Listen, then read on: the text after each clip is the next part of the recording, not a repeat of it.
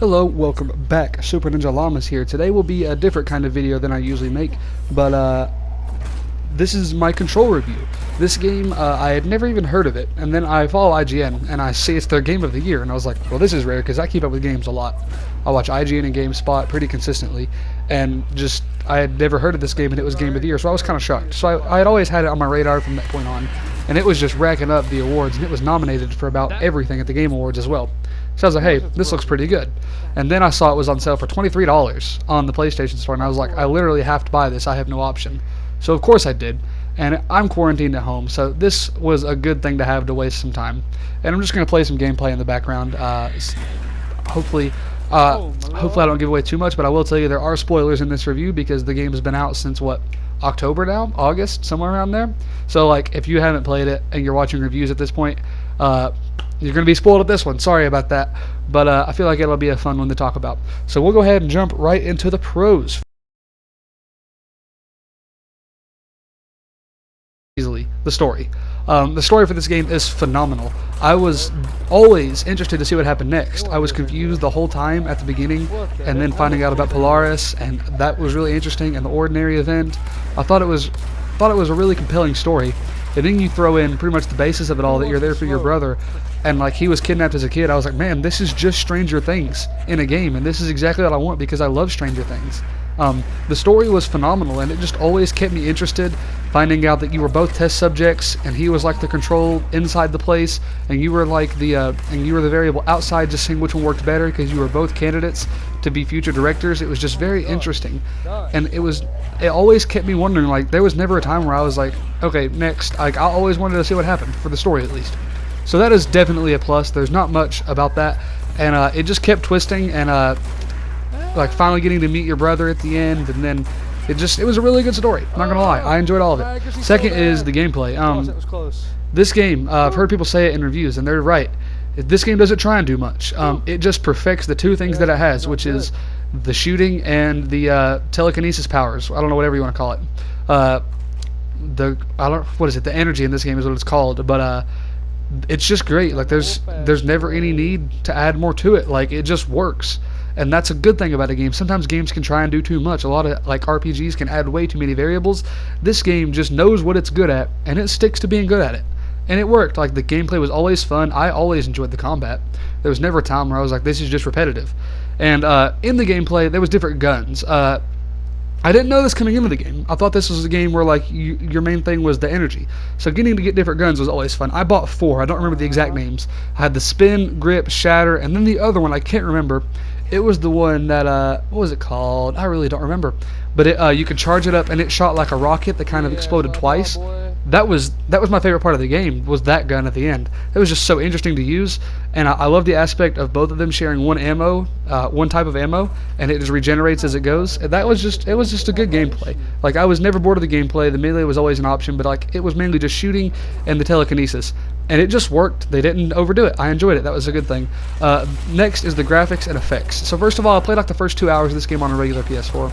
And then I was like, you know what? I'm stuck at home in quarantine. I have earned this. And I bought a PS4 Pro. And holy crap. We're going to go ahead and I will throw a clip in here probably about this point.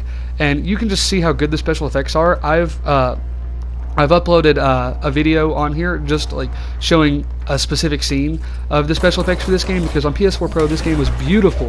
Every time you shot an enemy, you could see the hiss kind of just go out, like fall outside of them, and it was just, there was always something going on. It was never dry. It looked like kind of fire all the time during the combat when like the hiss would leave somebody, and it was just very interesting to watch. And I was always interested in the combat because it looked so beautiful, and the special effects in this game. There were certain areas that I thought were beautiful. The Astral Maze was absolutely gorgeous.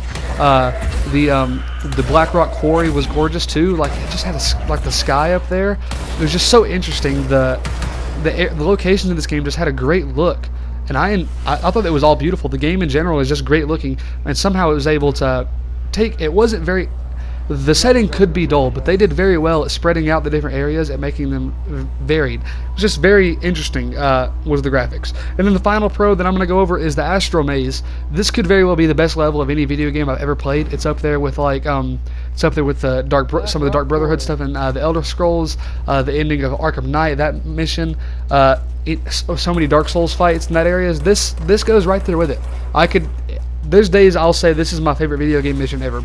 Just the music going in the background from the cassette player you get from Ati, that was amazing. And the enemies, how it did very well. It didn't really want you to die because that would kind of ruin the effect, but like it just always had he was always close to dying, and I had to actually try, and like it was the perfect difficulty level for a special mission. The graphics, how it just kept switching up, you never know which way you were gonna have to go. It was just, this level is amazing. I don't want to spend too much time on it because like I don't want to spoil it if you've not played it, but if you have, you know exactly what I'm talking about, and there's no need for me to explain more of it. Now we'll get into the cons.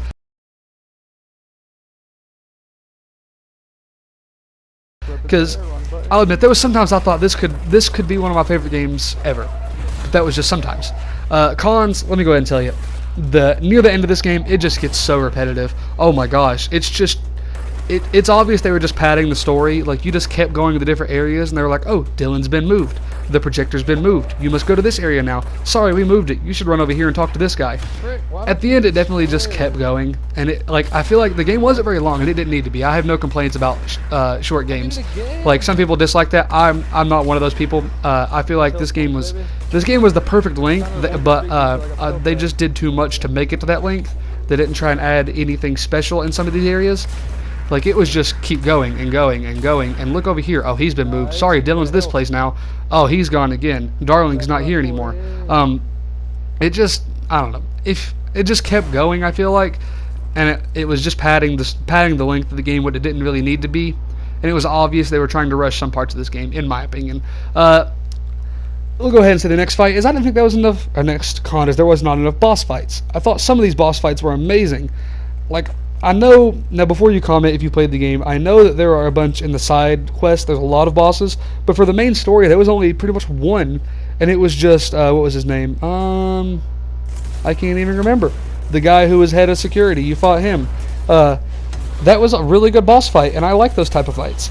But, the game didn't even end with a boss fight. Like, what was that? I don't know.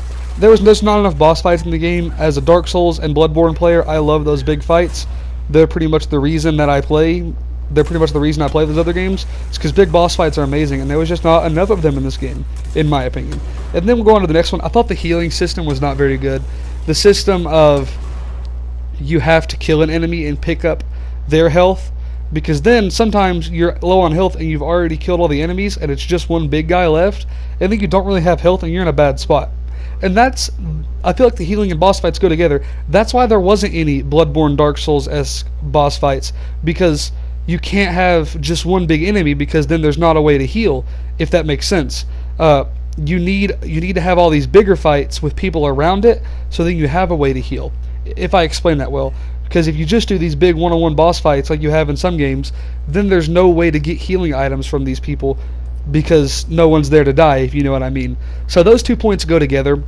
And then we'll go ahead and say the biggest con of this whole game, that brought this game down from one of my favorite games ever to just a good game, was the ending was absolutely awful. I would have bet everything that game was not going to end there. It just came from nowhere. And it was just waves of enemies. Every game has to end with a boss fight. That's just how games work. There was just no big enemy. Like, you just fought regular enemies going up to the end. And then it just ends. Like, really? There's no payoff? You don't know what happens to Dylan? None of it. It was just awful. That whole last mission trying to save Polaris. I didn't even enjoy the mission. I thought the mission sucked regardless of whether it was the ending or not. So then if you go through that credit scene, and I was furious. Like, I was just mad. But, I was really angered, not gonna lie. I thought that was awful. And then you go to the second ending, which is like 15 minutes later.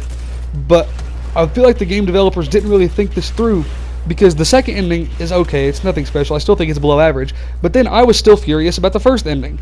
I was just mad. So there was nothing that second ending could have done to make me very happy because of how mad I was at the first ending. And the second ending is still no payoff. Like, what is that? Like, give me a boss fight. Games end in boss fights. That's how it works. Give me a payoff of the story. It felt like a very EA type ending to, hey, buy the DLC and you'll see the end of this story. It sucked. Honestly, the ending sucked. Just, that's my opinion. So, that's the cons I had of this game.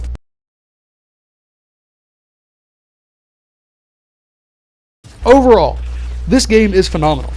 I know I complain about some of it. The ending might have sucked, and it can get repetitive at the end. but even in the repetitive parts, the gameplay and story is just so good that it can carry it through it. This game really is a phenomenal game, and I would give it a stunning recommendation to anyone, especially with the sales that are going on during this quarantine. Some of these PlayStation and Steam sales are ridiculous, and I believe this game just got added to Xbox Game Pass. You have no excuse to not play this game at this point. Buy this game, and I'm probably going to get the DLC soon, and I'll review it. This game is getting a final score from Super Ninja Llamas of a 9 out of 10. Great game, worthy of Game of the Year last year. Thank you for watching. Peace out. Be sure to like and subscribe. More videos coming at you. I'm probably going to get the DLC soon and run through that. That'll be a good review. Give me some more single-player games. I'm looking at Persona 5 right now. Played a little bit of it. Was never that... I enjoyed it, but I didn't have the time to commit 100 hours, but you know what? Now I do. So I'm looking at Persona 5. Let me know any other single-player games to check out. Thanks for watching. Was I right or wrong? Please tell me if you thought this ending was good, because I've not really read anyone that thinks that, so if you did, that would be interesting to hear about. Maybe we can have a good conversation. Peace out. Be sure to like and subscribe for more videos coming at you. Super Ninja Llamas out.